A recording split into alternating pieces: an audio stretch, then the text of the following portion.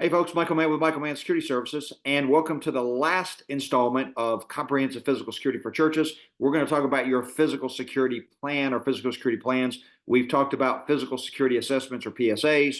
We talked about your emergency action plan or EAPs. And so now we're going to cover that last element in that comprehensive physical security planning, which is the physical security plan. So let's get to it, folks. If you want to get a hold of me, you can always get me at contact@michaelmannsecurityservice.com. You can also call me at 615-956-3912. If I don't answer, folks, just leave me a message. All right, let's talk about the agenda here. We're going to talk about physical protection systems, and then we're going to talk about the physical security plan, the PSP, or the objectives and elements. Okay, folks, what is a physical security system first? And it doesn't matter if you're protecting a nuclear power plant or a data center, a manufacturing site, or a church. No matter what you're protecting, a physical security system is nothing more than a combination of people, which in the church is going to be your volunteers or contract security personnel, or a combination of both, your procedures, the things that you write down, and then, of course, the equipment that is used to help you accomplish that goal. And the equipment could be things like radios and repeaters and badge readers, any kind of access control equipment, etc. So it's just a combination of people, procedures, and equipment. That is your physical security system. So how the physical security plan and the physical security system tie in is your physical security plan, which everyone should have one, is the church's security strategy that outlines the measures and protocols, which is your PSS or your physical security system, that are designed to protect those critical assets. And we talked about critical assets in earlier presentations, those things that where compromise is going to create this unacceptable risk. And most of the time that is people, especially for the church. Now, I would say that physical security plans should be written, or at a minimum, the things should be documented. Now, here are two reasons why. Number one, your insurance company may require it. All right, so they may require it based on what you guys are doing.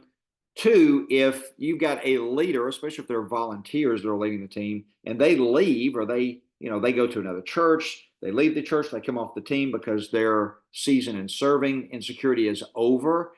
You've got everything documented, so when the next person comes in, they don't have to start all over again. And then if something does happen, if there is an undesirable event and security has to respond, and there's an incident, and the incidents turn into some sort of a legal issue, like there's a lawsuit, there's potentially a criminal investigation, there's some sort of a civil investigation or civil suit or process that comes through, you've got everything written down to show that you followed what your protocols were. So that's the physical security plan. Again, a lot of people don't write this down or they don't document it, but it's a really good idea to have this in a plan, along with your emergency action plan that we've talked about in the past.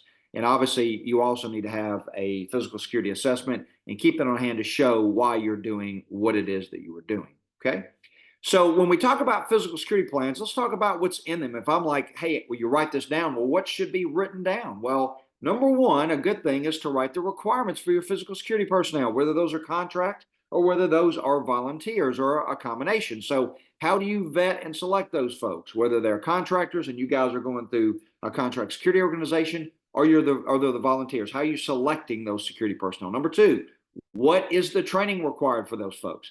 So if you've got volunteers internally, what are you doing to train and qualify those folks to do the job? And then, of course, if you're contracting that out, then the contractor that you guys are paying will have those requirements, and a lot of that stuff comes from the state, okay? Your PSS elements, what are the physical security system elements? Are you using cameras, using door locks? What does that look like? Radios, is the team armed? Those are your elements. Post locations. Hopefully you guys have post locations. Hopefully it's not just willy-nilly and people just kind of show up and they don't check in and they just go wherever they want. That's not really a physical security system or plan. So hopefully you've got some post locations. Where are those post locations? And this is also good, again, when somebody comes in, if you have a new leader, have new leadership, or the church is just asking, what are we doing? What's the configuration? That is documented, everybody knows. And then, of course, all of this ties into your physical security assessment and your emergency action plan.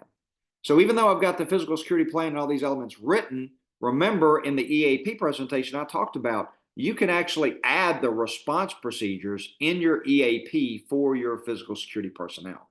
So all of these things tie together, which again gives you this very comprehensive physical security program or plan that tells you everything that you need to do, okay?